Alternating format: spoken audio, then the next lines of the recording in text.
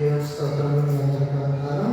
ప్రభువైన యేసుక్రీస్తు నామమున యేసుక్రీస్తు నామమున హృదయపూర్వక వందనాలు. ఈరోజు 105వ కీర్తన 23 నుంచి 45వ వచనం వరకు మార్చి చదువుకుందాం.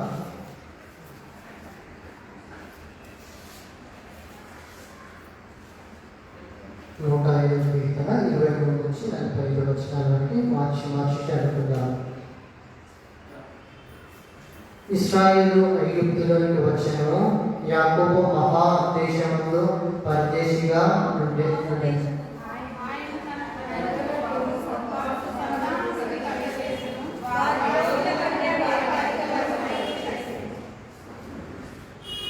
తన ప్రజలను పగలు చేయునట్లును తన సేవకుల ఎడల కుయుక్తిగా నడుచునట్లును ఆయన వారి హృదయములను తెప్పెను.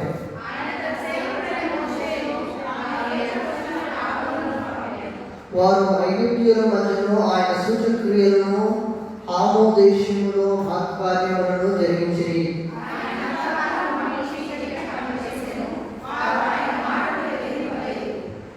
ఆయన వారి జలములను రక్తంగా మార్చెను, వారి చేపలను చంపెను.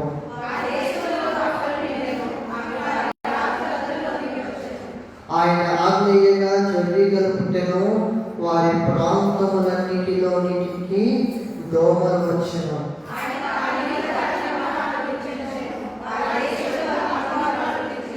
వారి ద్రాక్ష తీగలు వారి అంజూరపు చెట్లను పడగొట్టెను, వారి ప్రాంతముల అందరి వృక్షములను విరగొట్టెను.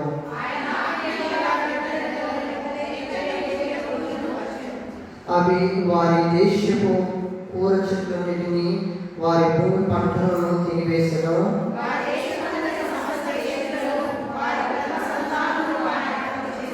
అక్కడి నుండి తన జనులను వెండి బంగారులతో ఆయన రప్పించెను. వారి గోత్రములలో నిస్సత్తువ చేత తొట్టిల్లు వాడొక్కటైనను లేకపోయెను.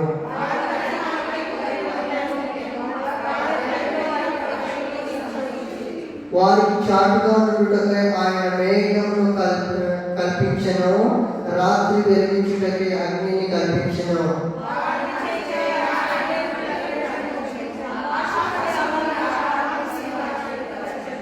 బండను చీల్చగా నీళ్లు ఉబికి వచ్చెను, ఎడారులలో అవి ఇరులైపారెను.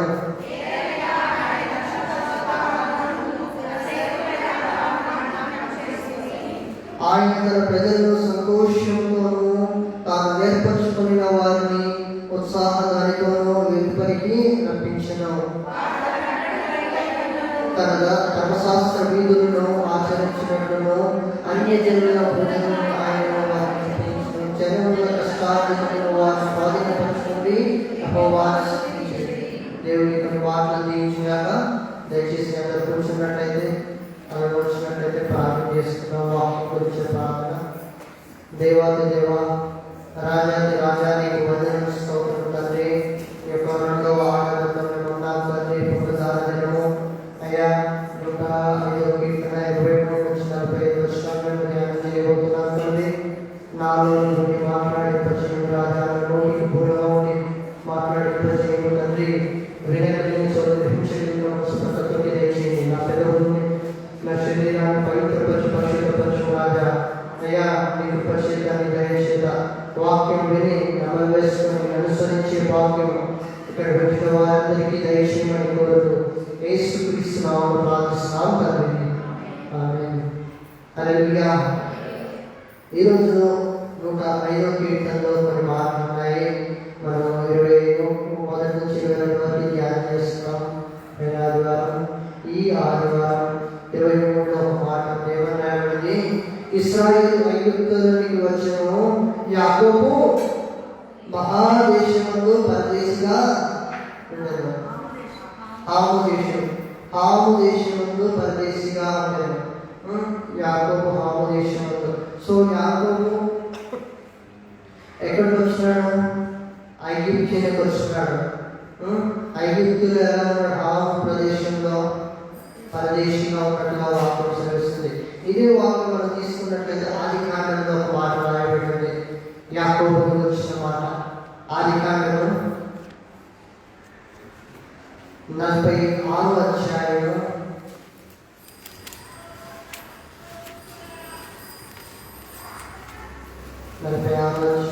6వ వచనంలో చూడండి. వారు అనగా యాకోబును అతని యావత్తు సంతానమును తన పశువులను తాము కాలాలలో సంపాదించిన సంపద యావత్తును తీసుకొని మనం చదివిన వాక్యంలో ఐగుప్తు ప్రాంతానికి వచ్చినప్పుడు, ఐగుప్తు ప్రాంతంలో ఉన్నప్పుడు ఈ యొక్క యాకోబు ఏ విధంగా ఉన్నాడు? మరి ఇక్కడ మనం చదువుతున్న వాక్యంలో ఎలా కనిపిస్తున్నాడు చెప్పండి? పరదేశీ కనిపిస్తున్నాడా? గొప్ప జనాన్ని కనిపిస్తున్నాడా? హల్లెలూయా. చూడండి, దేవుడు మాట విన్నాడు. దేవుడు మాట విన్నాడు. రెండోది వాళ్ళ తల్లి మాట విని ఎక్కడికి వెళ్ళాడు? కానాను ప్రాంతానికి వెళ్ళాడు. సో తన మామ కూతుర్ని వివాహం చేసుకుని ఎప్పుడైతే యాకోబు తెలియజేయడంలో అక్కడ ఆ ఊళ్ళో ఉండక మామ కూతుర్ని వివాహం చేసుకోవడానికి ముందుగా తనకి ఏం జరుగుతుందో చెప్పండి. తన ఎవరిని చూస్తాడు, ఎవరిని పెళ్లి చేసుకుంటాడు? మొదటిగా చెప్పగలుగుతారా? మొదటిగా ఎవరిని చూస్తాడు? రాహేలుని చూసి ఇష్టపడతాడు. తర్వాత వివాహం ఎవరిని చేసుకుంటాడు? ఎందుకలా జరిగింది? వివాహంలో మీరు గమనించాలి. ఎవరి వివాహం అయినా సరే ముసుగు వేయబడిన తర్వాత ముసుగు తీసి ఎందుకు చూపిస్తారు? మీరు పెళ్లి చూపులో చూస్తారు, అమ్మాయి ఇది అమ్మాయా? మీరు వివాహం చేసుకున్న మీరు పెళ్లి చూపుతో మాట్లాడుతున్న చూసిన అమ్మాయి, ఇంతకుముందు నువ్వు ఈ అమ్మాయి చూడడానికి ఇదే అమ్మాయి అని చూపిస్తారు. ఇప్పుడు ఈ యాకోబుకు జరిగిన మోసం ఎవరికి జరగకూడదు? మీలో ఎవరికి జరగకూడదు. చూడండి, ఏం చేస్తారు? ముసుగు వేసి పెళ్లి చేసిస్తారు. ఎందుకు చేస్తారు? మా ఆచారం ప్రకారం. మన మామ ఏమంటాడు? మా ఆచారం ప్రకారంగా పెద్ద అమ్మాయికి వివాహం కాదు, చిన్న అమ్మాయికి చేయకూడదని చెప్పి ఏం చేసినాడు? సరే నీకు చిన్న అమ్మాయిని ఇస్తే పెళ్లి చేస్తానని ఏం చేసినాడు? వివాహం సమయంలో ఏం చేసినాడు? ముసుగు వేసి పెళ్లి చేసినాడు. సో ముసుగు వేసి పెళ్లి చేసిన తర్వాత పెళ్లి వివాహం అయిపోయిన తర్వాత తీరా చూస్తే ఏం బయటపడాలి? ఎవరు బయటపడ్డారు చెప్పాలి? యాకోబుకి ఎవరు కనిపించారు? రాయలమ్మ కనిపించిందా? లేయా కనిపించిందా? లేయా కనిపించింది. చూడండి, మోసం జరిగిందా లేదా? చూడండి, అందుకే అందరూ సౌందర్యము ముందుగా తన కోరుకుంది ఏంటి? రాయల సుందరవతి అందంగా ఉంటుందని రాయని కోరుకున్నాడు. చూడండి, దేవుడు ఏం చేసినాడు? దేవుడు చేసే కన్నా తన మామ ఏం చేసినాడు? నువ్వు ఇళ్ళని కోరుకున్నావా? ఆ గిఫ్ట్ కూడా నీకు ఇస్తాను, ముందైతే మా ప్రాణంగా పెద్ద కుమారుని వివాహం చేసేసి ముసుగు. అందుకే వివాహాలు మీకు అందరూ ముసుకెందుకు తీస్తారంటే ఇందుకే కారణం. అప్పుడు ఆనాడు యాకోబు జరిగిన మోసం ఇంకొకరికి జరగకూడదని. హల్లెలూయా. చూడండి, ఈ పరదేశిగా అయిన వ్యక్తికి ఇంత జనమేంటి? పరదేశిగా అయిన ఐగుప్తు ప్రాంతం నుంచి పరదేశిగా ఉన్న వ్యక్తికి యాకోబు అతని యావత్తును సంతానమును తన పశువులను తాము కానాలలో సంపాదించిన సంపదను యావత్తును తీసుకొని ఐగుప్తునికి వచ్చాడు. హల్లెలూయా. ఐగుప్తు నుంచి వెళ్ళిపోయేటప్పుడు ఎలా వెళ్ళిపోయాడు? ఒక ఒంటరి వ్యక్తిగా, ఒక పరదేశిగా వెళ్ళిపోయినాడు. ఎవరైనా ఉన్నారా యాకోబు వెళ్ళేటప్పుడు? మామ ఊరికి 16 వెళ్ళినప్పుడు ఒంటరిగా వెళ్ళినప్పుడు ఎవరైనా ఉన్నారా? డబ్బులు పెట్టుకుని వెళ్ళాడా? పశువులు పెట్టుకుని వెళ్ళాడా? తనకు ఎవరు వెళ్ళలేదు, ఒంటరిగా వెళ్ళినాడు. కానీ ఒంటరిగా వెళ్ళిన యాకోబు పుత్రుడుగా దేవుడు ఉన్నాడు. హల్లెలూయా. యాకోబును దేవుడు ఇశ్రాయేలుగా మార్చినాడు. నేను వాక్యం పెట్టిన నీవు నీ జీవితంలో ఇంకా ఒంటరిగా ఉన్నావు, మా కుటుంబం ఒంటరిగా ఉంది, అయ్యా మా స్థితిగతులు ఒంటరిగా ఉన్నాయని మీరు ఆలోచిస్తున్నారా? దేవుడు వాక్యం ఈరోజు చూడండి, యాకోబు ఒక పరదేశిగా ఉన్నట్టుగా చూస్తున్నాము. అదే యాకోబు 46కి ఆదికాండంలో 46 వచనం ఎలా కనబడుతున్నాడు? అతని యావత్తు సంతానం కనిపిస్తుంది. తన పశువును తాను కాలంలో సంపాదించిన సంపద యావత్తును తీసుకుంది. హల్లెలూయా. చూడండి, సంపదను తను సంపాదించిన సంపాదన అందరినీ తీసుకొని ఎక్కడికి వస్తున్నాడు? పదహారు నుంచి తన మామ ఊరు నుంచి ఎక్కడికి వస్తున్నాడు?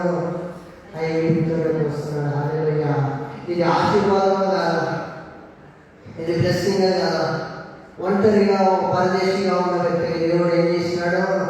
గొప్ప సంతానాన్ని ఇచ్చినాడు, గొప్ప సంపదను ఇచ్చినాడు, గొప్ప పశువులను ఇచ్చినాడు. ఇంకా అతనితో కూడా కాలంలో తన సంపాదించిన సంపాదన యావత్తును తీసుకొని మళ్ళీ ఎక్కడికి వచ్చినట్టుగా చూస్తున్నాము?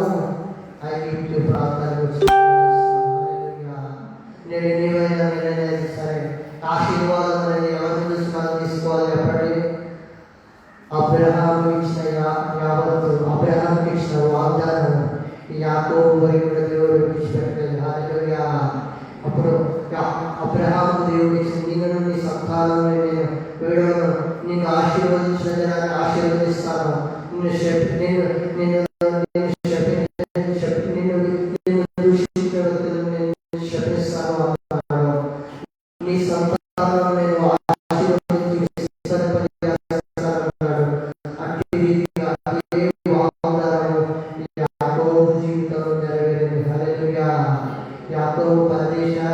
చెప్పండి. ఇప్పుడు ఎలా ఉన్నాడు? గొప్ప జనాంగంగా ఉన్నాడా? మొదటిగా ఎలా కనిపించినాడు? పరదేశీగా కనిపిస్తున్న యాకోబు ఇశ్రాయేలే ఎక్కడికి వస్తున్నాడు? ఐగుప్తు పట్టణానికి వస్తున్నాడు. ఈజిప్ట్ అనే ప్రాంతానికి వస్తున్నాడు. హల్లెలూయా. సింగిల్గా వస్తున్నాడా?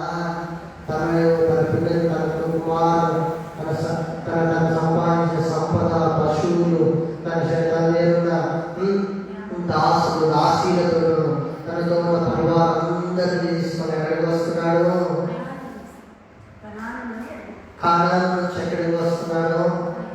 చెప్పండి. ఐగుప్తు ప్రాంతానికి వస్తున్నాడు. హల్లెలూయా.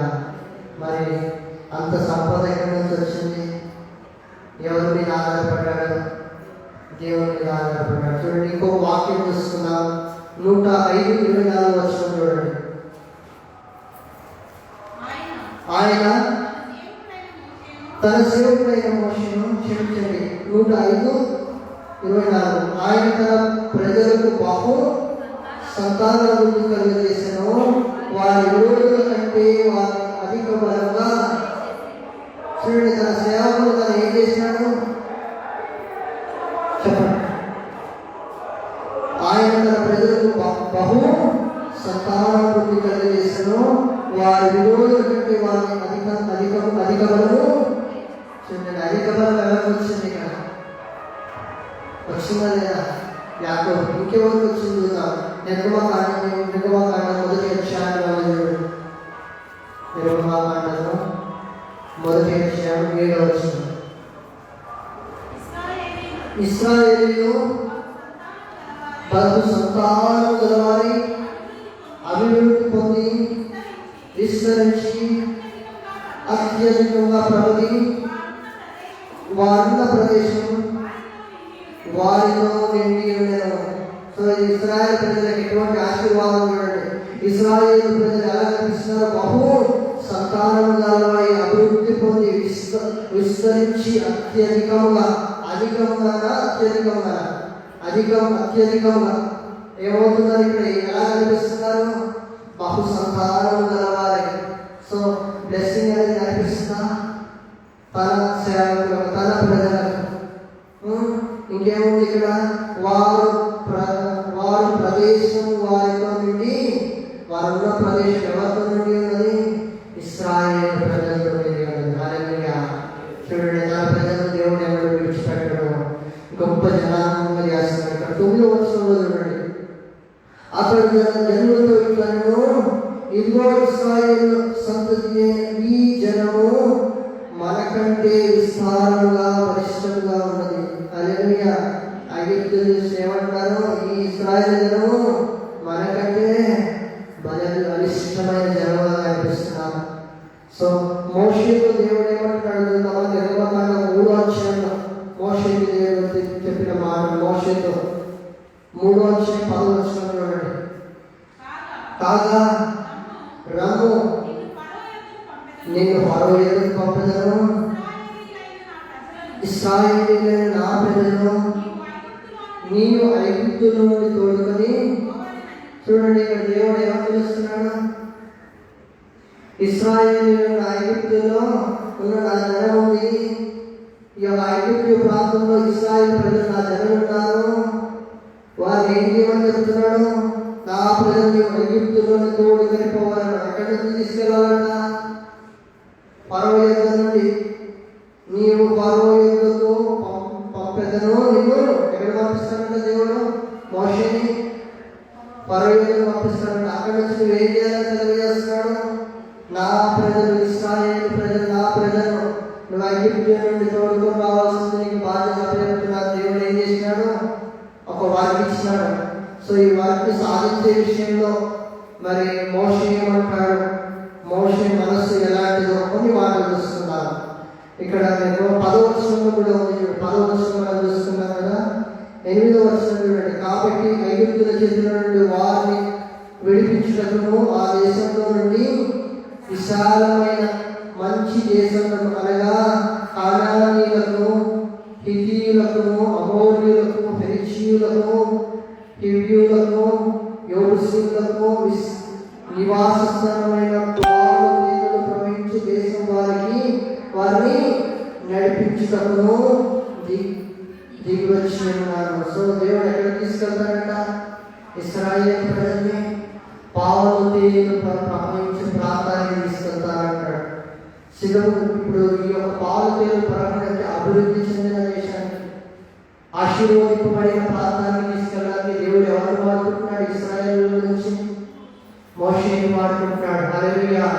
మోషే వాడుకుంటున్నాడు. మోషే సిద్ధంగా ఉన్నాడా? మోషే నోటి నుంచి ఎట్లాంటి మాటలు వస్తాయి? ఒక్క మాట వస్తున్నాను. 4వ అధ్యాయం 21వ వచనంలో చూడండి. అప్పుడు యెహోవా మోషేతో ఇట్లనెను, నీవు ఐగుప్తునకు తిరిగి చేరిన తర్వాత చేయుటకు నేను నీకు ఇచ్చిన మహత్కార్యములన్నీ ఫరో ఎదుట చేయబడిన సుమి. అయితే నేను అతని హృదయమును కఠినపరచను, అతడు ఈ జనులను పోనీయడు. మీకు ఒక్క మాట తెలుసుకోవాలంటే, దేవుడు ఇశ్రాయేలు ప్రజల్ని ఐగుప్తు ప్రాంతం నుంచి ఏ ప్రాంతం తీసుకెళ్ళడానికి అనుకుంటున్నాడు? పాలు తేలు ప్రవహించే కారణం ప్రాంతం తీసుకెళ్ళాలనుకుంటున్నాడు. సో ఇందుకు మోషేని దేవుడు వారిని ఆజ్ఞాపించినాడు. మోషే వెళ్ళడానికి సిద్ధపడుతున్నాడు. సో సిద్ధపడ్డట్టు నువ్వు ఫరో దగ్గరికి వెళ్ళు, అద్భుత కార్యములు నువ్వు చెయ్యి, నీకు నేను ఇచ్చిన అద్భుత కార్యములు, మహత్కార్యములను అతను ఎదుట చెయ్యి. కానీ అతడు హృదయం మాత్రం కఠినపరుచుకుంటాడు. చూడండి కండిషన్ చూడండి. అతడు హృదయం ఏం చేసుకుంటాడంట? ఫరో తన హృదయాన్ని కఠినం చేసుకుంటాడంటే ఇంకేమో రాబడి ఉంది. అతడు ఈ జనులను పోనీయడు. చూడండి, ఇక్కడ అతని హృదయం కఠినమైందా లేదా? హృదయం ఎవరి హృదయం కఠినంగా ఉంది? నేను ఫరో యొక్క హృదయం కఠినమైంది. ఈ యొక్క ఇశ్రాయేలు ప్రజల్ని పంపించడానికి సిద్ధంగా లేదు. చూడండి, నిర్గమకాండము 3వ అధ్యాయం 10వ వచనం మరొకసారి చూడండి. కాగా రమ్ము, నిన్ను ఫరో ఎదురుకు పంపెదను, ఇశ్రాయేలీయులైన నా ప్రజలను నీవు ఐగుప్తులో నుండి తోడుకొని పోవాలి. సో నువ్వు ఐగుప్తులో ఇశ్రాయేలు ప్రజలను తీసుకెళ్ళాలని దేవుడు చెప్తున్నాడు. మరి ఇక్కడ మనం 4వ అధ్యాయం 21వ వచనంలో చూసుకున్నట్లయితే ఎవరి హృదయం కఠినంగా ఉంది? ఫరో హృదయం కఠినంగా ఉంది. అద్భుత కార్యాలు, మహత్కార్యాలు చేస్తాం, కానీ ఆయన ఆ ఫరో మాత్రం జనులను పంపించడానికి సిద్ధంగా లేడు. సో హౌ యూ ఫేస్ ఫరో? చూడండి, గొప్ప ప్రశ్న ఎదుగుతుంది. ఎవరు ఎదుగుతున్నది? మోషే ఎదుగుతున్న గొప్ప ప్రశ్న ఎదుగుపడుతుంది. 4వ అధ్యాయం 12వ వచనం చూడండి. కాబట్టి నేను నీకు నోటికి తోడేండి నీవు ఏమి పలుకోవాల్సిందని నీకు బోధించిందని అతనితో చెప్పగా, అందుకతడు అయ్యో ప్రభువా, నీ పప్పు తలంచిన వారినే పంపుమనగా. చూడండి, దేవుడు ఏమంటాడు? ఇన్ని మాటలు దేవుడు చదివిస్తున్నాడు. దేవుడు నీ నోటికి తోడేంటా, నీకు తోడేంటా, నీకు మహత్కార్యము చేయగలుగుతావు. దేవుడు మోషతో మాట్లాడుకుంటూ మోష ఏమంటాడు? దేవా, నువ్వు పంపాల్సిన పంపమంటాడు. అంటే ఏం చేస్తున్నాడు? నేనైతే తప్పించుకుంటాను అంటున్నాడు. సిద్ధంగా ఉన్నాడా లేదా? ఈ ఒక్క విషయం సిద్ధంగా లేడు. దేవా, నువ్వు ఎవరు పంపాలనుకుంటావో వాళ్ళే పంపు. మేమైతే సిద్ధంగా లేము. స్వార్థ ప్రకటించడానికి ఎప్పుడైతే వెళ్తామో మీరే సిస్టర్ మేము సిద్ధంగా లేము. మాకు వేరే పనులు ఎలా తప్పించుకుంటామో మోషే కూడా అలాగే తప్పించుకుంటున్నాడు. కానీ అప్పుడు దేవుడు మోషేకి ఎవరు అందిస్తాడు? చూడండి, 14వ వచనంలో ఆయన మోషే మీద కోపపడి, లేవీయుడని అన్నయ్య అహరోను లేడా? అతడు బాగుగా మాట్లాడగలడని నేను ఎరుగుదను. ఇదిగో అతడు నిన్ను ఎదుర్కొని వచ్చుచున్నాడు. అతడు నిన్ను చూసి తన హృదయం ముందు సంతోషించును. హల్లెలూయా. చూడండి, ఎవరికి సహకారంగా దేవుడు పంపిస్తున్నాడో. సిద్ధపాటు లేని మోషేకి, భయపడుతున్న మోషేకి, అయ్యో ఫరో రాజు ఊరుకుంటాడా? మరి చెల్లెలను పంపించమంటే ఊరుకుంటాడా? ఒక భయంతో ఎవరున్నారు? మోషే ఉన్నాడు. నేను ఎవరిని పంపాలో వాళ్ళని పంపించలేవు అంటే దేవుడికి ఏమైతే పంపొచ్చి, లేవీయుడని అన్న ఉన్నాడు అహరోను, అతను మాట్లాడడంలో స్పష్టత ఉంటుంది. మాట్లాడగలిగిన వాడు అతడు నీకు సహకారిగా ఉంటాడు, అతడు నీకు తోడుగా ఉంటాడు. మోషే ఆ యొక్క ఫరో ఎదుటికి వెళ్ళడానికి, ఫరోతో మాట్లాడడానికి, సంభాషించడానికి నీకు తోడుగా ఉంటాడు. నువ్వు వెళ్ళినప్పుడు నీకు ఎదురుగా వస్తాడు అహరోను. అతని హృదయం ముందు సంతోషిస్తూ ఉంటాడు. హల్లెలూయా. చూడండి, ఎవరు సంతోషించి ఎవరు సిద్ధపాటులో కనిపిస్తున్నారు? మోషే యొక్క అన్నైన అహరోను. హల్లెలూయా. ఎవరి హృదయంలో భయం ఉన్నది, ఎవరు ఎంత అడుగు వేయాలనుకున్నారు? మోషే. చూడండి, మోషే సిద్ధపాటు లేదు, కానీ మోషేకి దేవుడు ఒక సహకారం ఇచ్చినాడు. హల్లెలూయా. ఆ సహకారి తన సొంత అన్నయ్య అహరోన్ని ఏర్పరిచినాడు. హల్లెలూయా. చూడండి, అద్భుతంగా ఏర్పరిచినాడు. ఫరోతో మాట్లాడడానికి, అద్భుత కార్యం చేయడానికి. చూడండి, మరి ఫరో హృదయం ఎలా ఉంది? కఠినంగా కనిపిస్తుంది.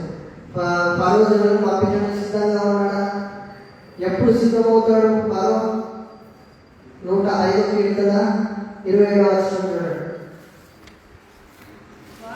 వారు ఐగుప్తీయుల మధ్య ఆయన సూచక్రియలను ఆమో దేశంలో మహత్కార్యములను జరిగించి ఏం చేసినారంటే ఇక్కడ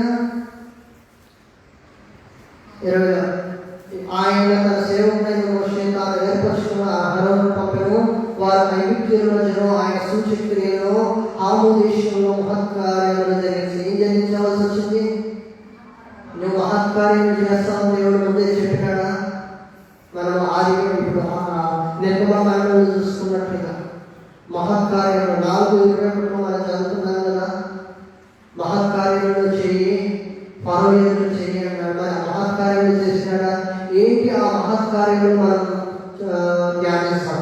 మొదటిగా ఏం జరుగుతుందంటే జలము నుండి రక్తం వస్తుంది. ఎక్కడ ఉంది జలము? రక్తము 29లో చూడండి. ఆయన వారి జలములను రక్తముగా మార్చెను, వారి చేపను చంపెను. జలం అంటే ఏంటి చెప్పండి? నీళ్ళు. వారి యొక్క నీళ్ళను దేవుడు ఏ విధంగా మార్చినాడంట? సో ఈ అద్భుత క్రియ ఎవరి ద్వారా జరిగింది? మోషే ద్వారా. హల్లెలూయా.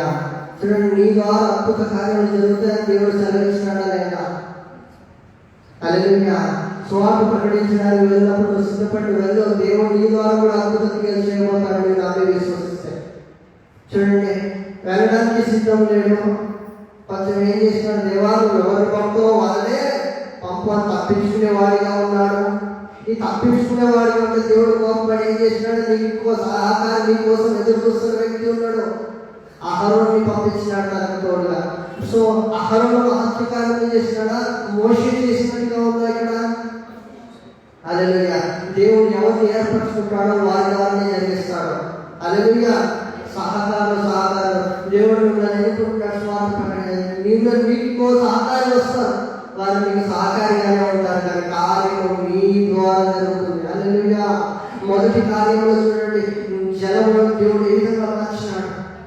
ఆ రక్తంగా మార్చినాడు. జలంలో ఉన్న చేపలు ఏమైనా చంపబడ్డాయి. ఎన్ని చెరువులు ఉన్నాయో, ఎన్ని గుంటలు ఉన్నాయో ఐగుప్తు ప్రాంతంలో చూడండి. ఫరో ఎదుట ఉన్న జనములు అన్ని ఏ విధంగా మార్చబడ్డాయి. ఫరో ఇంట్లో ఉన్న కుండలు, ఫరో ఇంట్లో ఉన్న నీళ్ళు, వాటర్ ట్యాంక్ కానీ అనవచ్చు మనం మన భాష ఎదుర్కొన్నట్లయితే.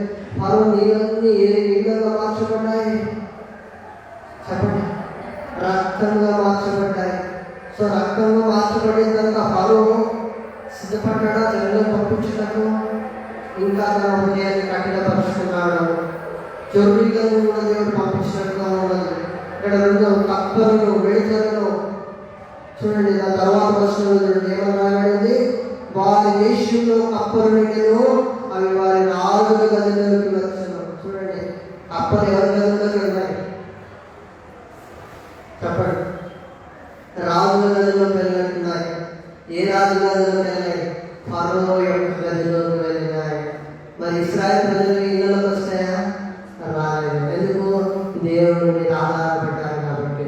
వారికి ఇశ్రాయేలు ప్రజలకు ఎవరు తోడుగా ఉన్నారు? దేవుడు తోడుగా ఉన్నాడు. ఇశ్రాయేలు ప్రజలకు ఏ నాయకుడు తోడుగా ఉన్నాడు? మోషే, అహరోను తోడుగా ఉన్నారు. కాబట్టి ఇశ్రాయేలు గుమ్మముల ఎదుట కానీ, వారి నివాసం ఎదుట కానీ, వారి జనముల ఎదుట కానీ, వారి ఎదుటకు కప్పలు రాలేదు, జనములు రక్తంగా మార్చబడలేదు. హల్లెలూయా. దేవుని కృప ఆ విధంగా ఉంటుంది. చూడండి, అద్భుత కార్యం సూచక్రియ. మరొక సూచక్రియ చూడండి 31. ఆయన ఆగ్నేయంగా జర్రీగలు పుట్టెను, వారి ప్రాంతములన్నింటినీ దోమలు వచ్చెను. వారు ఆయన వారి మీద వడగండ్ల వాన కురిపించెను, వారి దేశంలో అగ్ని జ్వాలలు పుట్టెను. ఏమొచ్చినాయి చెప్పండి? కప్పలు వచ్చినాయి, జర్రీగలు వచ్చినాయి,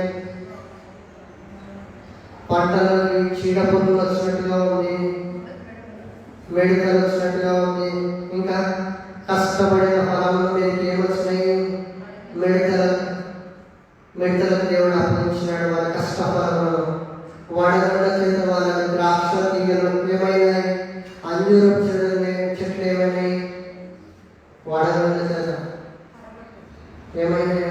చెట్లు, వాళ్ళకున్న ద్రాక్ష తీగలు, వాళ్ళకున్న అంజూరపు చెట్టు వృక్షములు, వారు మాకు ఇదే పెద్ద సంపద, మాకు ఇదే పెద్ద ఐశ్వర్యం, మాకు ఇదే మహా గొప్ప, మాకేం తక్కువ, మాకు ద్రాక్ష తోటలు ఉన్నాయి, మాకేం తక్కువ, అంజూరపు చెట్లు ఉన్నాయి, మాకేం తక్కువ, మేము బిజినెస్ చేసుకోవడానికి మాకు అన్నీ ఉన్నాయంటారు కదా. మరి వాటి మీద దేవుడు ఏం పంపించినాడు? ఫరోకి ఐగుప్తు ప్రాంతంలోకి ఏం పంపించినాడు? వడగండ్ల చేత వారి మీద పంపించినాడు. దేవుని మాటకి ఖాతరు చెప్పినాడు, దేవుని మాటకి విరోధంగా ఉన్నాడు, దేవుడికి విరోధంగా ఉన్నది. దేవుడు ఏం చేసినాడు? వారి ద్రాక్ష తీగలను ఏం చేసినాడు చెప్పండి? అగ్ని జ్వాలలు, వడగండ్లు పుట్టినాయి. చూడండి, ఇంకా తర్వాత చూడండి ఇంకేమన్నా రాయబడింది? చీడపురుగులు. ఇప్పుడు ఒకసారి నేను చదువుతాను. వారి ద్రాక్ష తీగలు, వారి అంజూరపు చెట్లు పడగొట్టెను, వారి ప్రాంతంలో ఎందరి వృక్షమును విరగొట్టెను. ఆయన ఆగ్నేయంగా పెద్ద బిడ్డలు లెక్కలేనన్ని చీడపురుగులు వచ్చును, అవి వారి దేశపు కూర చెట్లన్నింటినీ, వారి భూమి పంటలను ఏం చేసినాయంటే పెద్ద బిడ్డలు వచ్చేసి వారి పంటను, వారి కూరగాయల చెట్లను ఏం చేసినాయి? అన్నిటిని ఏమైనా తినేసేసినాయి. మరి వారి పంటలు తినేస్తే వాళ్ళు ఏం చేయాలి? వారి యొక్క కూర పంట ఇక్కడ ఉంది, అదే రాయబడి ఉంది. వారి దేశపు కూర చెట్లన్నింటినీ, కూరగాయలు ఏ పడతాయో ఆ కూర చెట్లన్నింటినీ చేస్తే కూరగాయలు వస్తాయా? సో వాటిని ఏది వస్తున్నాయి? పెద్ద మెట్టలు వస్తున్నట్టుగా ఉంది చూడండి. చీడపురుగులు వారి దేశమంతటి సమస్త జ్యేష్ఠులను వారి ప్రధాన సంతానం ఆయన హతం చేసను. చూడండి ఎన్ని మార్పులు చూడండి. ఒక్కసారి మీకు నేను తెలియజేస్తాను. దాదాపుగా ఎన్ని తెగులు వచ్చినాయి ఐగుప్తుల నుంచి? 10 తెగులు. 10 తెగులు ఒక్కసారి జ్ఞాపకం చేసుకొని చెప్తున్నాను, నోట్ చేసుకోగలిగే వాళ్ళు నోట్ చేసుకోవచ్చు. మొదటిగా దేవుడు జలములను రక్తము, జలముని రక్తంగా మార్చి చేపలను పంపినాడు. తర్వాత జరీగలను పంపినాడు. కప్పలను విడిచి రాజుల గదులలోకి పంపినాడు. పంటలను చీడ పురుగులకి అప్పగించినాడు. వారి పంటలన్నింటినీ, వారి కష్టఫలములను, కూరగాయలను, కూర పంటలను మేకలకు అప్పగించినాడు. వడగళ్ళ చేత ద్రాక్ష తీగలను, అంజూరపు చెట్లను పడగొట్టినాడు. పెద్ద మిడతల చేత కూర చెట్లన్నింటినీ, భూమి పంటలన్నింటినీ ఏం చేసినాడు? తినివేశాను. పశువులు వడగళ్ళు పాలయ్యాయి. మరి పశువులు కూడా వడగళ్ళు పాలయ్యాయి కదా. మరి పశువులు కూడా ఎక్కడ ఉన్నాయి?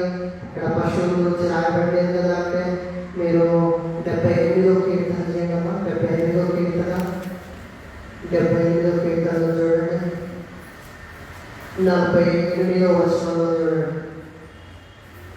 18 వారి పశువులను వడగళ్ళ పాలు చేసిన, వాటి మందలను పిడుగుల పాలు చేసిన. వారి పశువులకి ఏం పాలయ్యాయంట?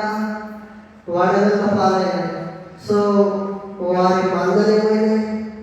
మందలు ఉన్నాయి. ఆ మందలన్నీ ఏమైనాయి? పిడుగు పాలైపోయినాయి. చూడండి 10 ఏమన్నది? దేశంలోని సమస్త జ్యేష్ఠులను వారి ప్రధాన సంతానము ఆయన. సో ఇన్ని 10 తెగులు దేవుడు పంపించిన ఫరో హృదయం ఏమైంది? కఠినమే అయిపోయింది. తప్ప హృదయం మార్చబడి ప్రతిసారి మోషేని ప్రతి తెగులు జరిగినప్పుడంతా ఎప్పుడు తెగులు ఒక సూచక్రియ, ఒక మహత్కార్యం చేసి ఫరో యొక్క మోషే అహరోనులు వెళ్ళినప్పుడల్లా చూడు ఈ తెగులు వచ్చింది, నువ్వు విననందువలనే ఈ యొక్క తెగులు వచ్చిందని ఫరో దగ్గర జరగను, నా జనులను పంపించుకోను, నా యొక్క ఇశ్రాయేలు ప్రజలను పంపించు, మేము వెళ్ళవలసిన ప్రాంతానికి వెళ్తాం, నువ్వు విడుదల చేయి, ఒక బానిసత్వం నుంచి విడుదల చేయాలి. ఎప్పుడైతే అడుగుతున్నా అప్పుడు ఫరో స్వీట్గా జవాబిచ్చేవాడా? ఒకటే మాట్లాడి, ఇంకొకసారి నువ్వు నాకు అనిపిస్తే నేను చంపేస్తాను. ఇక ఎన్నిసార్లన్నా భయపడలేదు మోషే, ఎన్నిసార్లన్నా సూచక్రియ జరగడం మరలా ఏది పర్వాలేదు.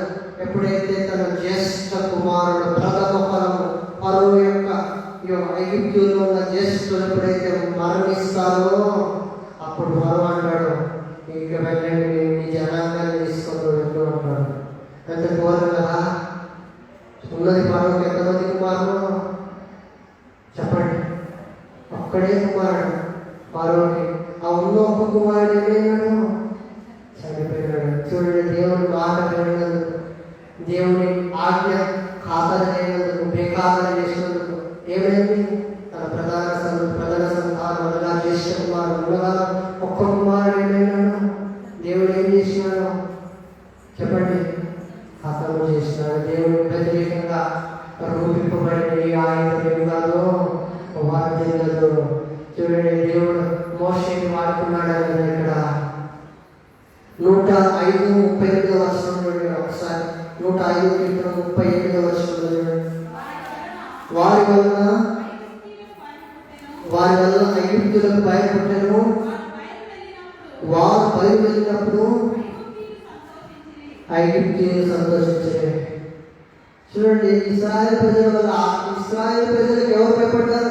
ఇశ్రాయేలు ప్రజలు ఎవరికి భయపడ్డారు? మొదటిగా ఐగుప్తుల బానిసత్వం నుండి ఐగుప్తులకు భయపడుతూ వారు చేసిన హింసకు, వారు చేసిన ఈ యొక్క దాడిని అనుభవిస్తూ వారి దగ్గర పెట్టి చాకిరీ చేసిన వ్యక్తులుగా ఉన్నారు ఈ యొక్క ఇశ్రాయేలు ప్రజలు. ఇశ్రాయేలు ప్రజలు భయపడుతూ మొరపెడుతూ తన దేవుడే అపోవాకు మొరపెడుతున్నారు, దేవాన్ని రక్షించు, మమ్మల్ని ఐగుప్తుల నుంచి విడిపించు అని మరోమారు మొరపెట్టారు. చివరికి వారి మొరని విని దేవుడు మోషే అహరోనులని ఏర్పరచుకున్నాడు. హల్లెలూయా. ఈ యొక్క 10 తెగులు ఐగుప్తు ప్రాంతంలో జరిగినప్పుడు ఈ యొక్క ఇశ్రాయేలు దేవుడు నిజంగా గొప్ప దేవుడు అని వాళ్ళు తెలుసుకొని ఏం చేస్తున్నారు వాళ్ళు? వారి వల్ల ఐగుప్తులు ఏం పుట్టిందట? ఇశ్రాయేలు ప్రజల ఐగుప్తులకు ఇప్పుడే పుట్టింది భయం పుట్టింది. చూస్తారా? ఫస్ట్ భయపడ్డది అని చెప్పండి, హింసింపబడ్డది అని చెప్పండి. ఇశ్రాయేలు ప్రజలు భయపడలేదు. మరి ఇశ్రాయేలు ప్రజల నుంచి ఎవరు భయపడుతున్నారు? ఐగుప్తులు భయపడుతున్నారు. హల్లెలూయా! మన దేవుడు జీవంగల దేవుడు, సజీవుడైన దేవుడు, శక్తిమంతుడైన దేవుడు. హల్లెలూయా!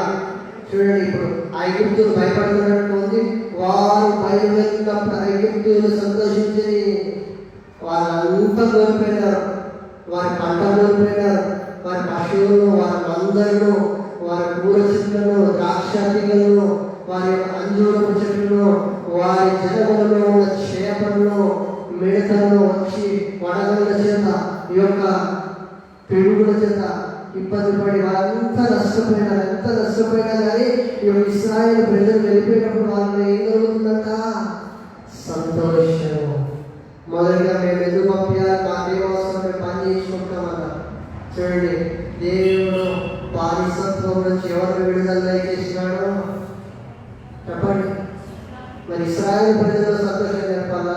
కనిపించాలా? ఐగుప్తులో సంతోషం కనిపించాలా? ఇశ్రాయేలు కన్నా ఎవరు ఎక్కువ సంతోషిస్తున్నారు ఇక్కడ? ఐగుప్తులు. దేవుని మాట అంత నష్టపోయినారు. దేవుని దేవుడు అంటే, దేవుడు వాక్యం అంటే, దేవుడు మిమ్మల్ని రక్షిస్తాడు, బలపరుస్తాడు, మీరు జీవిస్తాడంటే వింటారు. వీళ్ళు అంత నష్టపోయినప్పుడు ఆదివారం సమయం వస్తుంది. అంత లాస్ అయినప్పుడు, అంత ఆరోగ్యం పడుకుంటున్నప్పుడు ఎవరు వస్తారు? దేవుడు వస్తారు. చూడండి, అప్పుడు దేవుని దగ్గరికి వస్తారు. అప్పుడు ప్రార్థన అవసరం. అంత లాస్ అయిపోయిన ఎవరి దగ్గరికి వస్తారు? దేవుడు. చూడండి, అంత నష్టపోయినారు ఎవరు చెప్పండి? ఐగుప్తులు నష్టపోయినారు. దేవుడు నువ్వు ఎవరు వాడుకుంటావో వాడుకోలేవా? నేనైతే వెళ్ళలో ఉన్న వ్యక్తితో దేవుడు ఏ విధంగా వాడుకున్నాడు చూడండి. ఎవరు వెంకడిగేస్తారో దేవుడు వాళ్ళే లాక్కొని వాడుకుంటాడు. హల్లెలూయా!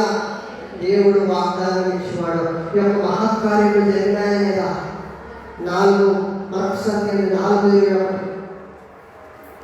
నిర్గమకాండం 4:21 ఒక్కసారి.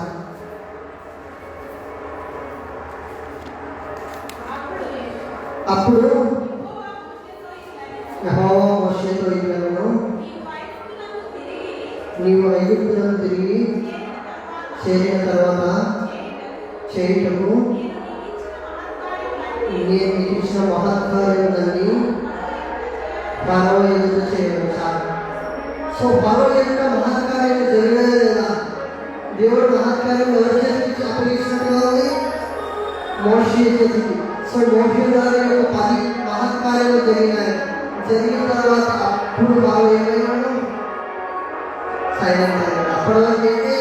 హృదయం రక్షణ తీసుకోండి, మార్గం చేసుకోండి, బాప్తిజం పొందండి, నమ్మి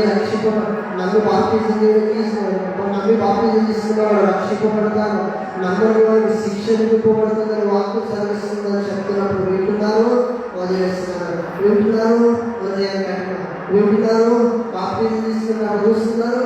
మరి హృదయం ఏం చేస్తున్నారు? చిన్నదైనా పెద్దదైనా బాప్తిజం తీసుకోవాలని రక్షణ పొందిన వారిని చెప్తున్నారు, వింటున్నారు, మన హృదయాన్ని కఠినం చేసుకుంటున్నారు. జాగ్రత్త. ప్రభువుకి కలిగిన తెలుగు మీ కుటుంబంలో కలగకుండా మీరు ముందుగా సిద్ధపాటు కలిగి జీవితంలో జీవించండి. ముందుగా దేవుడు మందిరానికి వచ్చి రక్షణ పొందడానికి సిద్ధపడండి. హల్లెలూయా. చూడండి, ఇంకొక మాట చూస్తున్నాం. నిర్గమకాండంలో 13:21 అంతకన్నా ముందు 105:39 ఒకసారి కీర్తన. వారికి చాటుగా ఉండగా ఆయన మేఘమును కల్పించను, రాత్రి వెలిగించటకు అగ్నిని కలగజేస్తాను. సో దేవుడు యొక్క బానిసత్వం నుంచి, యొక్క శ్రమల బారి నుంచి ఇశ్రాయేలు ప్రజలను ఎక్కడికి తీసుకెళ్తాడు చెప్పాలి? పాలు తేలి ప్రవహించి కానాను అనే ఊరికి తీసుకెళ్తానన్నాడు. మరి తీసుకెళ్లే ప్రయాణంలో దేవుడు ఏం కలుగజేస్తున్నాడట? రాత్రి వేళకి పగటి వేళకి నిర్గమకాండం 13:21. వారు పగలు రాత్రియు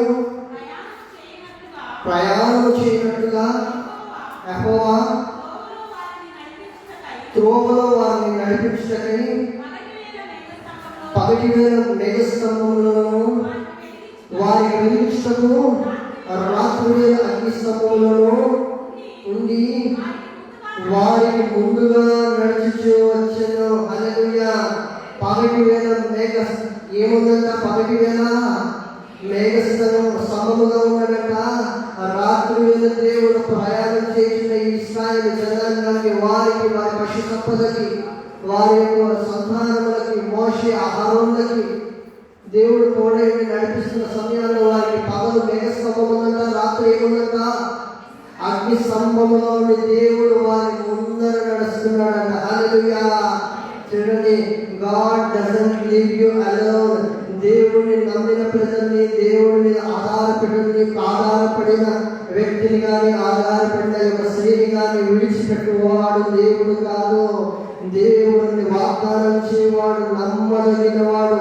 ఆ వాగ్దానాన్ని నెరవేర్చేంత వరకు దేవుడు మీకు ముందుగా ఉంటాడు. హల్లెలూయా. ఎంతమంది నమ్ముతున్నారు దేవుడు మనకు ముందుగా ఉంటాడని? ఆ ఇశ్రాయేలు దేవుడు మనకు తోడుగా ఉండదు కాక, ఆ మేఘ స్తంభం మనకు తోడుగా ఉండదు కాక, ఆ అగ్ని స్తంభం మనకు ముందుగా నడుచును కాక. హల్లెలూయా. ఇంకొక మాట చూస్తున్నాం. 105:41 కీర్తన, 105:41 బండలు చీల్చగా నీళ్లు ఉడికి వచ్చెను, ఎడారులలో అవి ఏరులై పారెను. సో బండలు చీల్చగా ఏమొచ్చిందంట? నీళ్ళు వచ్చినాయంట, అవి ఏరులై పారనట. సో ఈ బండని తాగే నీళ్ళ, ఉప్పు నీళ్ళ? చెప్పాలి. తాగే నీళ్ళ, ఉప్పు నీళ్ళ? నిర్గమకాండము చూద్దాం, అది కూడా మీకు క్లారిటీ. నిర్గమకాండము 17వ అధ్యాయము 6వ వచనం. ఇదిగో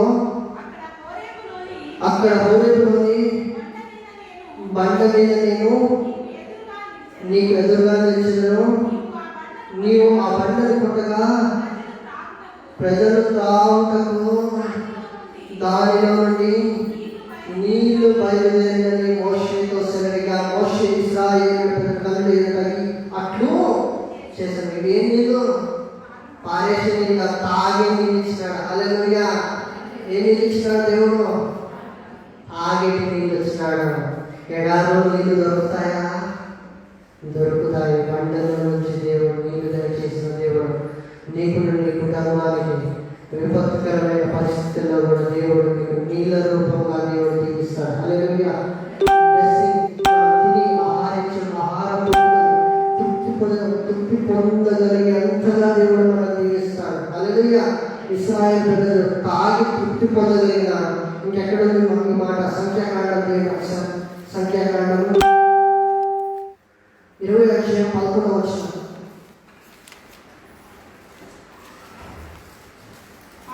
అప్పుడు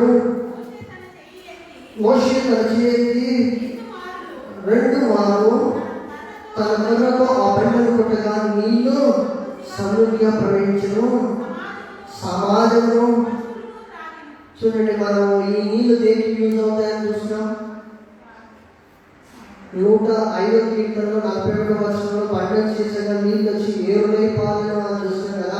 ఆ ఏరులై పాలను మనం చూసింది నిర్గమకాండంలో.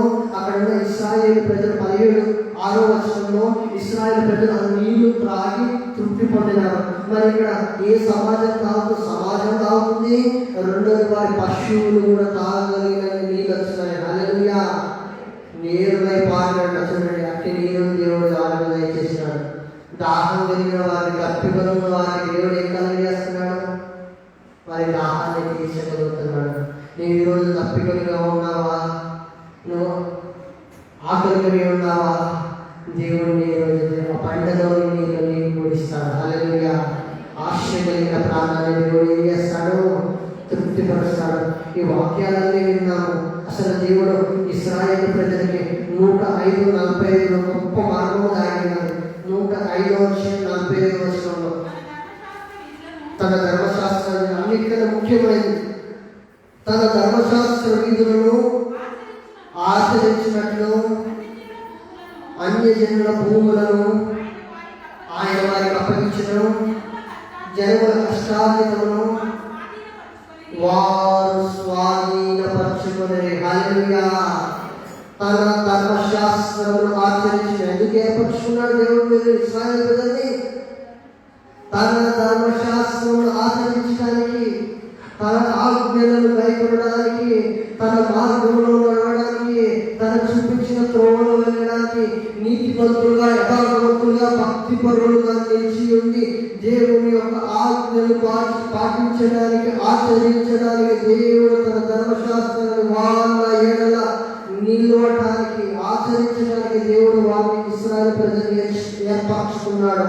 చూడండి, జనముల కష్టాన్ని వారు ఏం చేసుకోగలుగుతారంట?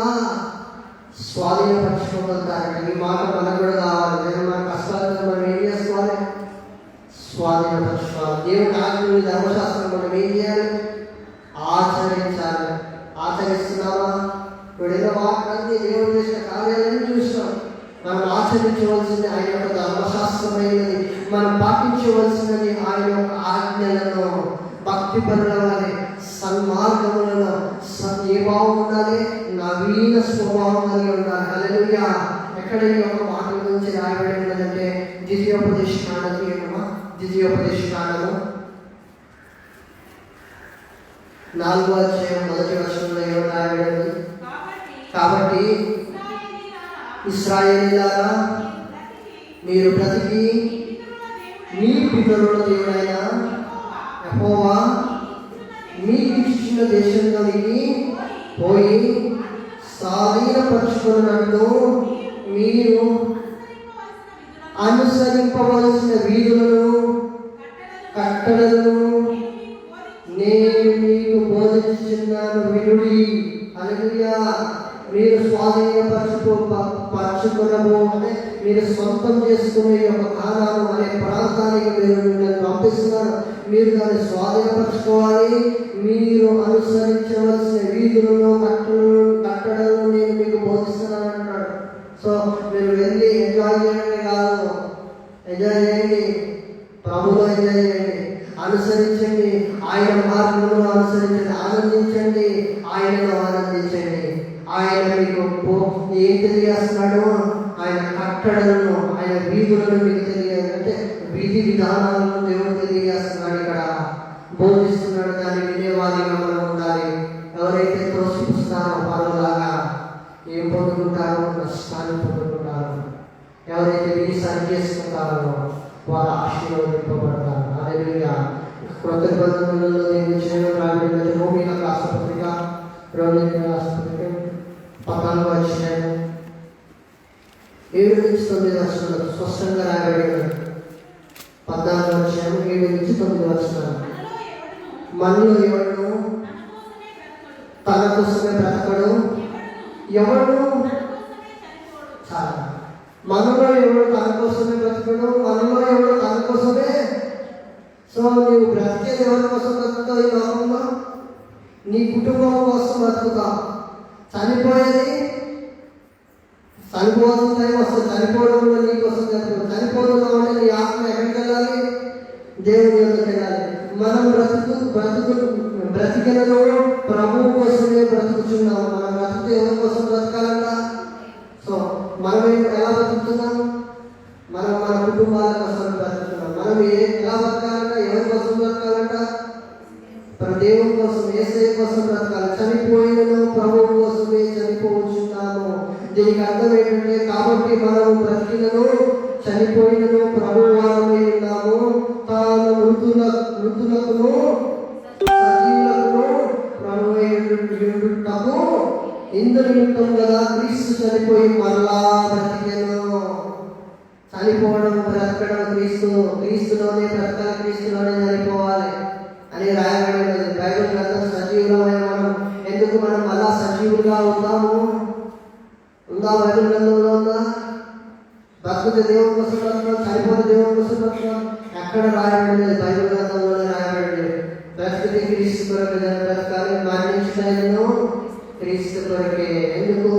యేసు క్రీస్తు బ్రతికినాడు, చనిపోయినాడు, తిరిగి సజీవుడుగా లేపబడినాడు. హల్లెలూయా. నీవు కూడా, నీ కుటుంబం కూడా ఒకనాడు మన పితరులు ఎవరైనా చనిపోయిన మన గృహాల్లో మన పితరులు మనం చేర్చబడతాం. మనం ఎక్కడ?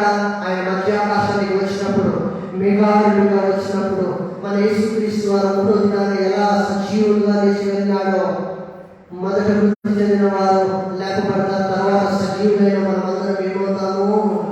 లేపబడతాం. మనము, మన బంధువులను, మన పితరులను, మన సహోదరులు, మన బంధుమిత్రులు అందరూ ఎవరైతే క్రీస్తులో చనిపోతారో, ఎవరు క్రీస్తులో బ్రతికి చనిపోతారో వాళ్ళు మాత్రమే మనం కలుస్తూ ఉంటాం. హల్లెలూయా. ఎవరు దేవుని ఆజ్ఞలు, ఎవరు దేవుని విధులు, దేవుని ఆచరణలు ఎవరైతే ఆచరించి, దేవుని ఆజ్ఞలు, దేవుని ధర్మశాస్త్రం ఎవరైతే పాటించి ఆయన మార్గంలో నడుచుకుని వారే అక్కడ ఉంటారు. అందరికీ అక్కడ అవకాశం లేదు. దేవుడు ఏం చేస్తాడంటే ఒక్కటేమో చేస్తాడు. ఒక్కటి చేయగలుగుతాడు దేవుడు ఏంటంటే, నరకంకు పోకుండా నేను దేవుడు తప్పించి మార్గాన్ని చూపిస్తాడు.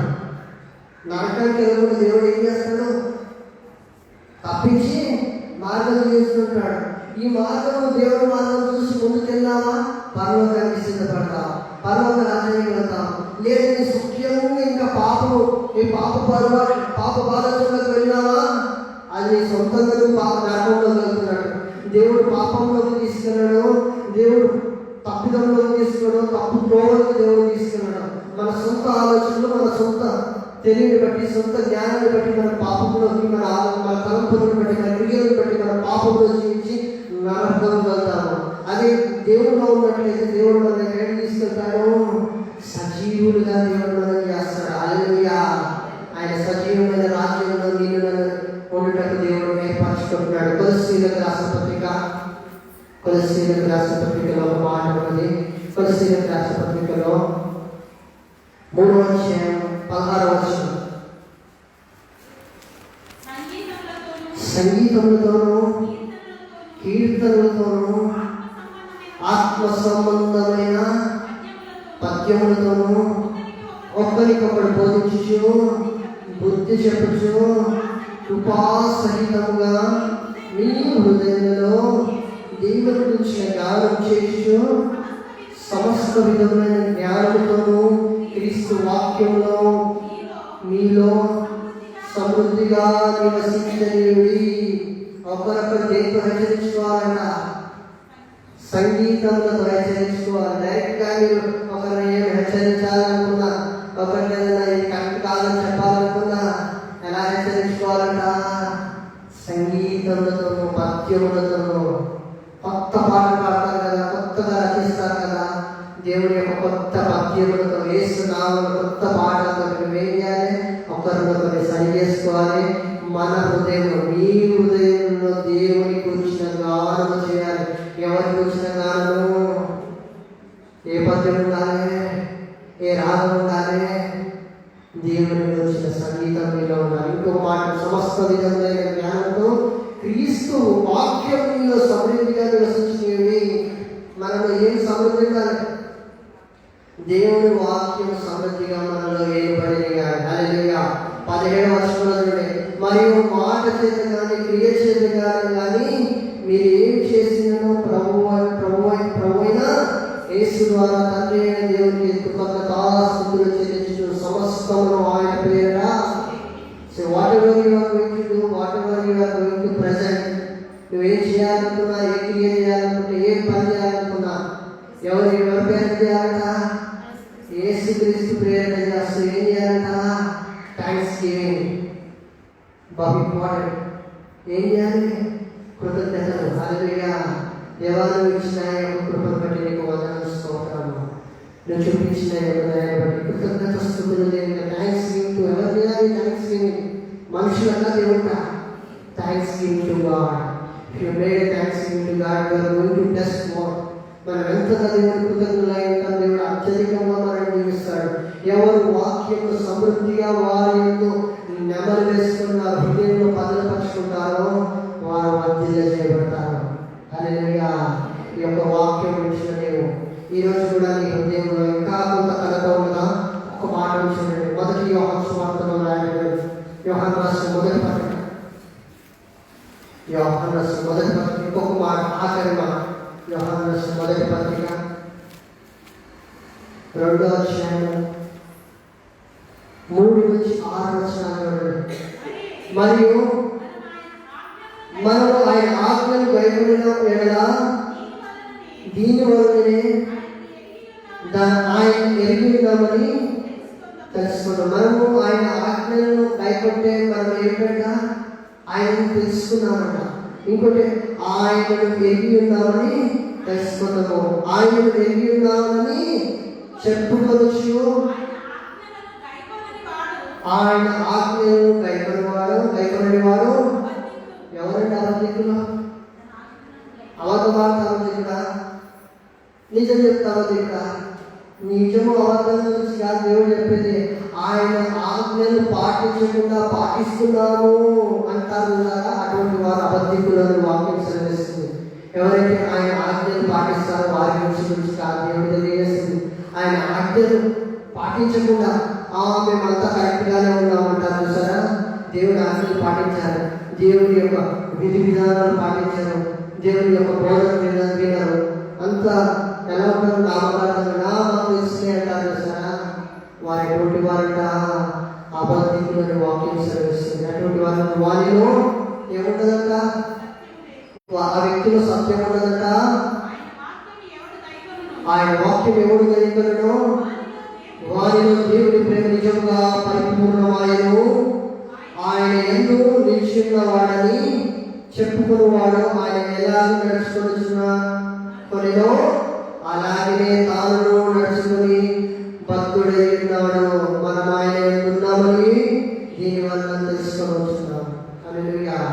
సో ఎవరు తన మార్గంలో నడుస్తారో వాళ్ళు మాత్రమే దేవుడు వారసులు అవుతారు, సహవారసులు, సహస్రాధిపతులు అనబడతారు. ఎవరు ఆయన మార్గంలో, ఎవరు ఆయన వేదం అంటారు, ఆయన నీతి మార్గంలో, ఆయన యొక్క ఆజ్ఞలను ఎవరు పాటిస్తారో, ఎవరిలో దేవుని వాక్యం నిలిచి ఉంటుందో వారు మాత్రమే దేవుని వ్యక్తులను ఏర్పరచబడతారు. దేవుని కొన్ని మాటలు గురించిగాక దయచేసి అందరూ తన వచ్చినట్లయితే ప్రార్థన చేస్తున్నారు. ప్రార్థన చేసుకుని ఆనందపడుతున్నారు. తను వచ్చి అయా దేవానికి వందన స్తోత్రం తండ్రి, మా దేవా మా రాజ్యానికి వందన స్తోత్రం తండ్రి. అయా నువ్వు ఆశ్చర్య క్రియలు మోషే గారు చేయించగలిగినావు తండ్రి. నిన్న అవలగాలు నువ్వు ఇంకెవరినైనా చూసుకో, ఇంకెవరు నువ్వు పంపాలంటే వాళ్ళు గొప్ప నేను వెళ్ళలేను అన్న పరిస్థితిలో లేవు లేని నీకు తోడుగా ఉన్నాడు, నీకు సహకరిస్తాడు. అతని సంతోషంతో నీకు ఎదురు చూస్తున్న హృదయంతో తెలియజేస్తాడు. అట్టి రీతిగా మహత్కార్యములను హృదయం కఠినంగా ఉండినను జనులను అతను పంపించుకునే ఈ యొక్క మహత్కార్యములను చేసినావు తండ్రి. రాజానికి వందనలు స్తోత్రం తండ్రి. అయ్యా జర్నీలను పంపినావు, మిడతలను పంపినావు తండ్రి. అయ్యా వారి పంటలను, వారి యొక్క అంజూరపు చెట్లను, ద్రాక్ష తోటలను తినివేసినట్టుగా చూస్తున్నాం తండ్రి. అయ్యా పిడుగులు పడినట్టుగా ఉంది, వడగండ్ల వానలు పడినట్టుగా ఉంది తండ్రి. నీళ్లు జలము రక్తంగా మార్చబడి చేపల మత్స్యములు జరిపినాయి తండ్రి. అయ్యా వారి కుటుంబ పర్వత రాజుల కుటుంబంలో అప్పలు ప్రవేశించినట్టుగా ఉన్నాయి తండ్రి. దేవా వారి యొక్క జ్యేష్ఠ కుమారులను అయ్యా నీవు దహించినట్టుగా ఉంది తండ్రి, హతము చేసినట్టుగా ఉంది తండ్రి. నీకు విరోధంగా పెట్టుబడింది ఏదైనా మా హృదయంలో మా కుటుంబాల్లో ఉన్నట్లయితే తొలగించుకున్నాగా. దేవా ఇశ్రాయేలు ప్రజల్ని కాలాలో అయ్యా నువ్వు చేర్చే సమయంలో పగలు ప్రేమ స్తంభముగా, రాత్రి అగ్ని స్తంభముగా వారికి ముందుగా ఉండి నడిచిన దేవా నేను అడుగుతున్నాను తండ్రి. మా కుటుంబాలకి, మా సంఘాలకి ఈ వాక్యం పెట్టిన ప్రతి ఒక్కరికి వారందరూ నీ ఆజ్ఞలను అయ్యా అనుసరించి ఆచరించి నీవు ముందు పెట్టుకుని వారు నడిచే రీతిగా ఆశీర్వదించు తండ్రి. వారి హృదయంలో అబద్ధములు ఆడకుండా, ఆజ్ఞలు పాటించకుండా, సత్యం లేకుండా ఎవరైతే జీవిస్తున్నారో ఈ యొక్క అవకాశం దయచేయండి తండ్రి. ఈరోజు ఒక అవకాశం వారి జీవితంలో దయచేయండి. వారి హృదయాలను మార్చుకుంటుంది. నీ మార్గంలో వాక్యం వారి హృదయంలో పెట్టుకుని అయ్యా నువ్వు నడిచిన రీతిగా, నువ్వు వెళ్ళిన రీతిగా నూతన క్రియలలో నీ మార్గంలో వెళ్ళేటట్టు దయచేయండి. అట్టి రీతిగా దీవించి ఆశీర్వదించు దేవా. నీ యొక్క ధర్మశాస్త్రాన్ని పాటించినట్టు అయ్యా, నీ యొక్క వారి కష్టార్జితను వారు అయ్యా స్వాధీనపరుచుకున్నటువంటి రీతిగా దీవించి ఆశీర్వదించు తండ్రి. ఈ యొక్క పునరుద్ధారణ నూతన క్రియ ఆశీర్వాదాలు ఈ యొక్క నవంబర్ మాసంలో చివరి పునరుద్ధారణలో మేము నా 11వ నెలలో తండ్రి. అయ్యా, మరొక నెలలో 12వ నెలలో మరి వచ్చే వారం ప్రవేశింపబడుతున్నాం. అప్పటి వరకు అయ్యా పెట్టిన వాక్యం వదిలిపెట్టకుండా హృదయంలో వదిలిపరచుకుని వారి జీవితంలో అయ్యా నీ యొక్క శుభకరమైన అయ్యా నూతనకరమైన అయ్యా ఒక మంచి క్రియ సత్క్రియలో నడిచి మేలు పొందుకునే రీతిగా దీవించి ఆశీర్వదించబడి కోరుతూ నజరేయుడైన యేసుక్రీస్తు నామమున ప్రార్థిస్తున్నాము తండ్రి. ఆమేన్.